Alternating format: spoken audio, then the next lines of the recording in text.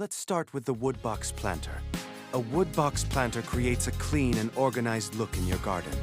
Because it's larger, it allows you to grow several plants in one space, making the area feel fuller and more cohesive. The natural look of wood also adds warmth and blends beautifully with outdoor environments.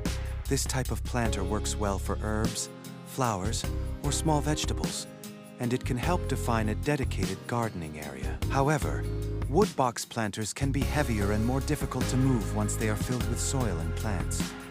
They may also require occasional maintenance to protect the wood from moisture and prevent rotting over time. Now, let's look at multiple plant pots. Using several plant pots gives you more flexibility in arranging your garden. You can easily move them around, experiment with different layouts, and place plants where they get the best sunlight. Individual pots also make it easier to care for plants with different soil and watering needs.